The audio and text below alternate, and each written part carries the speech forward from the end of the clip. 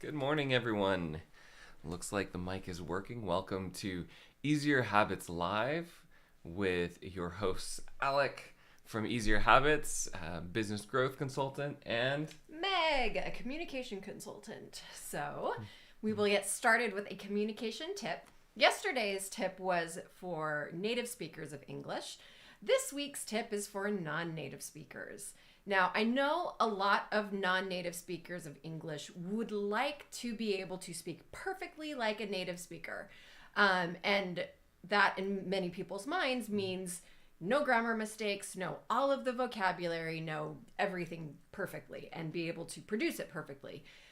But that's less important than producing something. And so as far as when you actually speak, right, I'll hone in on accent, right? People are worried about having an accent that people won't understand. Just speak clearly. It's okay if you have an accent.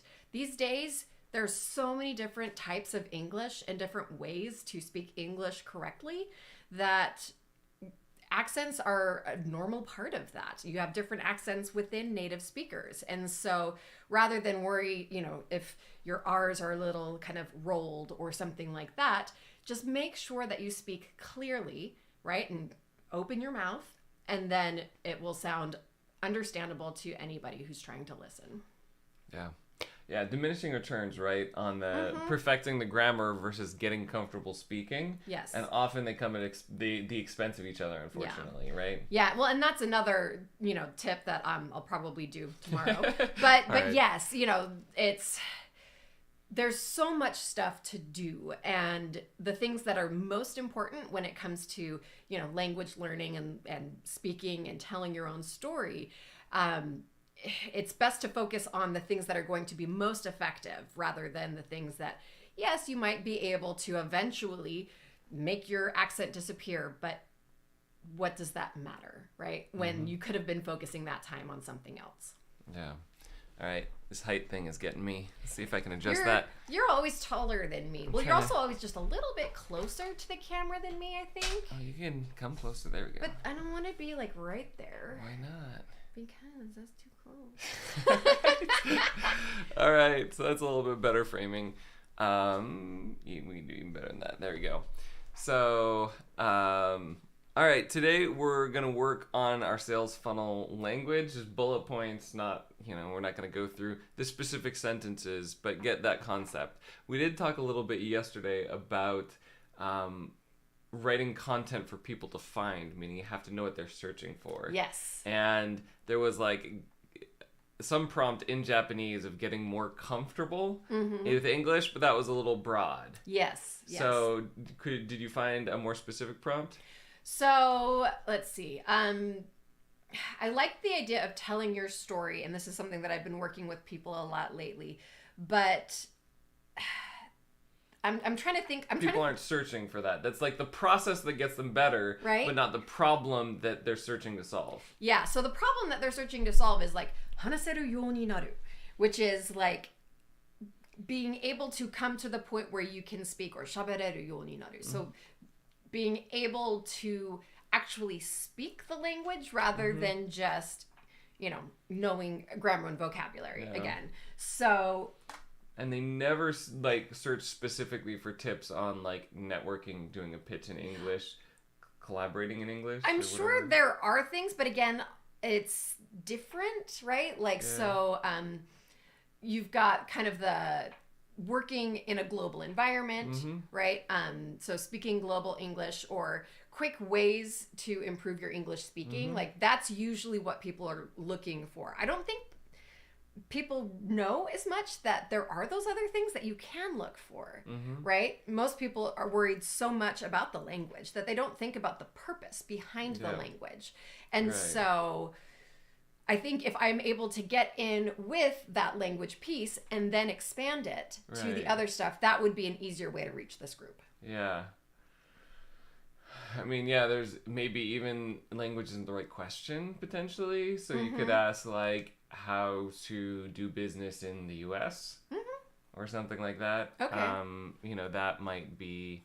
And then that might require a little research, because if you're giving an informative article on, people doing that, you might like research examples of Japanese people doing that, and then work in some stuff about getting confident with the language, right? Because all of these things require language skills. The other one would be like how to expand your business globally. Yeah. So that's going to be true. one that people There you search go. for. All right, yeah. So that might be the angle. The other way to go, like to verify these things, are to go to search engines, and that includes Google, but it could also be like YouTube in Japanese.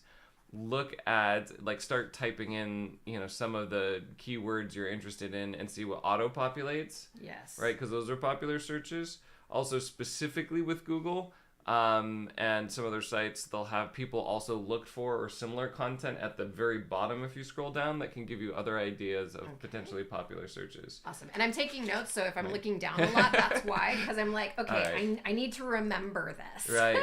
And so that's a really good general, I guess, business tip early or whatever.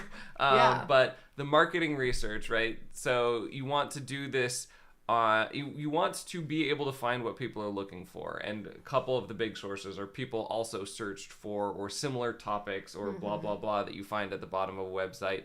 And this is true of like Google. It's true of YouTube. Once you hit the bottom of your searches, it says similar or recommended. So it's true of Quora, where people ask questions, but you could see similar questions, etc. So like there's actually some helpful content very frequently if you scroll down. Yeah. To get you ideas of something different than you searched for. Yeah. And it's very common with websites. So check that out. And then auto-populate is usually the most common things that it can match up to whatever you're typing in. Yeah. So so that's a good way to kind of find different questions, different angles that can help you get in, because you want to be there's two ways to really approach the beginning of your funnel, and both of them rely on that. One is to specifically like make free content that people are searching for, so that just ranks in search engines. So hence, like, that's very critical that you're having that on search engines. Another one, specifically with YouTube or any platform where you can target specific content with your ads, it's then you'd want to put your ads on videos that are being searched for and have lots of views, etc. Some of the other ones, Facebook is a lot more about demographics rather than like specifically people searching stuff. I don't think you can even target groups, which would be really nice, actually. Would be nice. Like, it would be amazing in Facebook. I don't have to research this. Like, if you could participate in a group, but all of those people, like, all the groups have rules about, like, not being spammy. Yeah. But, like, if you could target people in that group so they just happen to see ads, so they've seen your face in the group a lot, and then they also see your ads, that would be amazing. That would be amazing. It also sounds just a little bit, like, scary if Facebook had that power. Facebook already has so much power. I mean, they already know what groups people are in. There's no reason they couldn't, but there probably also are, like, there's always potential for abuse in any electronic system or whatever. But that's kind of like the idea is like, Facebook is a little bit of a different game because it's demographic and not as much by how you search. But if you're looking for Google ads or YouTube, and I think YouTube is a good way to go for coaches, just because you're presenting yourself, in person as much as you can on video, versus just text. So those you want to lead with that question. So the next step of the funnel, I guess the next step is part and parcel with that. What are people searching, and then how are you going to hook them? Okay. And so it's either free content or a short ad that doesn't answer all of their questions, like answers that one very specific question. So our example from yesterday was how to do a VSL video. Yeah. And there was a great video on 4 things to say in your VSL video and some tips from Skyline Social. But then it opened up the question at the end, like, so the VSL video is basically part of a bigger funnel. Get this masterclass on how to create the whole funnel. Right? And so you want to do something similar, like answer the question they're searching for, they're looking for, in a way that invites them to also, like, learn how to solve the next step. Okay. So this will kind of depend on what they're looking for, but assume we'll brainstorm, I guess, for like how to expand your business or global business, right? What would you what would you be offering them, and what would you be teasing?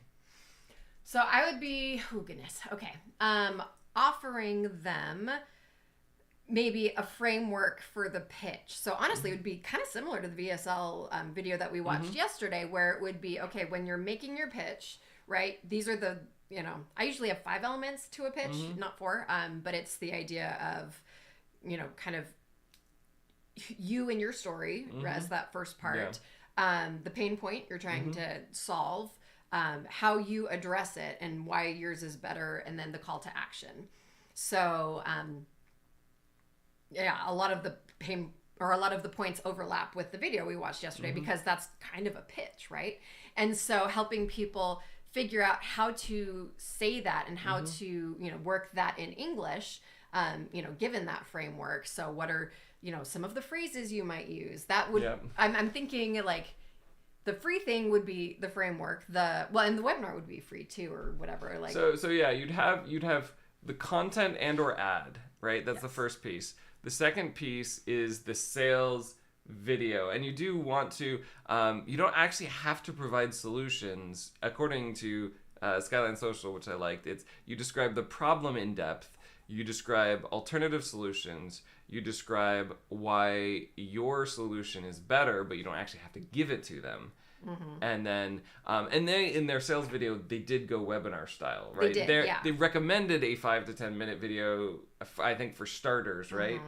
Just focused on this, but they actually did provide a framework in their sales video, like 5 things. They didn't give you like the specifics of how to master each step. They're just like, here are the different steps of the funnel, like tips, like for instance, creates content that people are searching for only, so you're not just like randomly spending all your time with random posts on the internet to drive people into your funnel. That's good advice, but there wasn't any specific like how to search, how to find what people are searching for stuff, and that you would have to have taken their class and their product for. So that was the example. They did kind of give you general steps, but not any specific implementation. Honestly, when I think about that, I know you're not a huge fan of like templates and forms or whatever, but my audience is. There you go. So, for each step, my thing that offer whatever, sorry, my brain is not working this morning. That's okay.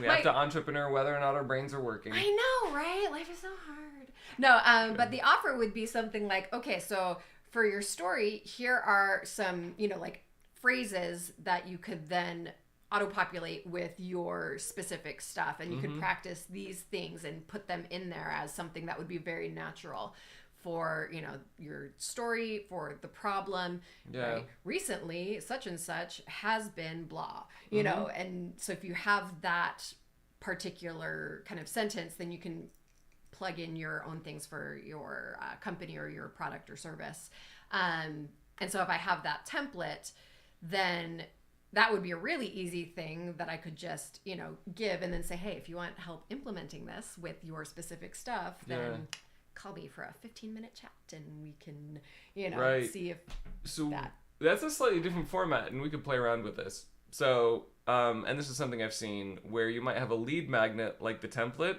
Yes. And so people would land on a page and they would say like, 5 templates. Like I looked at famous global founders pitches or whatever and created a template from there, whatever, right?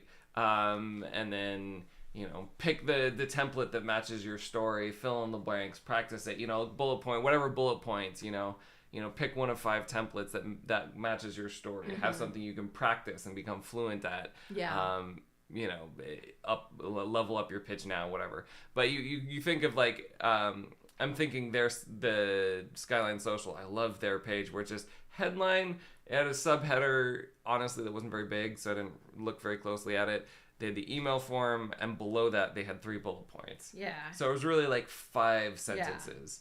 But whatever it is, the 5 sentences to sell your template, you do that, and then they sign up, and you give them the download, but then you could also have basically a video sales letter on the thank you page for the download. Yes. And so you could say like, check your email. Here's the template. If you want to be able to tweak that and how have one-on-one feedback on giving your story and help you create, craft your own unique template then, or whatever that is, Yes. then that. So like a pitch story template or whatever. Yeah, I like that. That's well, and it's been interesting, with these kinds of sessions, like the things that I'm like, oh, I don't know about that, and then the things that are like, oh yeah, that there's sorry, I got something in my throat. It feels like there's so much intuition involved, right? And this is kind of the area of business that I'm not particularly like whatever, but when I hear that, I'm like, oh, that sounds like one, doable for me, and that's huge, but also something that would be useful and that would lead very naturally, right? Yeah. Again, that lead magnet, it's not like, hey, I'm selling you something that you don't need. It's like, hey, look, here's a thing that I'm giving you. If you want it to be even more effective, then let me know and I can help you with it. Yeah. Because I think that is, again, like the part of selling myself that I struggle with. But yeah, I like that. Well, and where that comes from specifically, I could say in this recommendation, part of that went through my research. I went through some point over the last couple of weeks. It's all becoming a blur. But I talked in one tip about how instead of just taking another course on marketing, actually just studying what other people are doing and what resonates with you. And that's, when I followed some of these sales funnels to see what they have and like what kinds of offers, how they structure that. And so sometimes it's just more informative to like study the real thing yourself than to take a course on it or like do an article about it. So I heavily encourage you to do some research, and it would be interesting to like just watch Japanese YouTube, if, for instance, if that's potentially where we're looking at putting ads, and like and business entrepreneur videos, and just see what kind of ads you get and like click through on them and see how they're advertising to Japanese people will probably help give you some insight, especially on like the Japanese specific market that I wouldn't even have a clue about. Yeah, that would be really interesting. Ooh, I gotta do research. I love research. There you go. It's like my favorite part of all of this. All right. I just have to make sure I don't get stuck in there. Yeah. So yeah, I think there's a couple of things to research from here, and I forget where to look for the time. 17 minutes in, not bad. So maybe I think because we're starting to build up action items, plenty of action items for today, we'll kind of recap those and then move into the business tip. So one of those would be fine-tuning the questions. So doing the research stuff we talked about to see what people are searching for, like the autocomplete,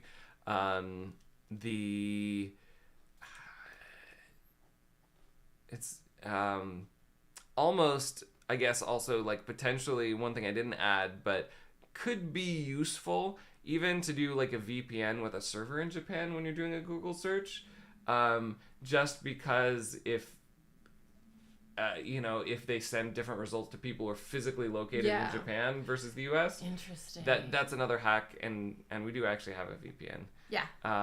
And so but do that search. You can also again check in with Japanese friends and see what resonates and get that info. Like that's a really good way actually to, if you're small and you have a small network of people you'd like to work with, sometimes asking for help on your business is a way you get to talk about your business with people. Yep.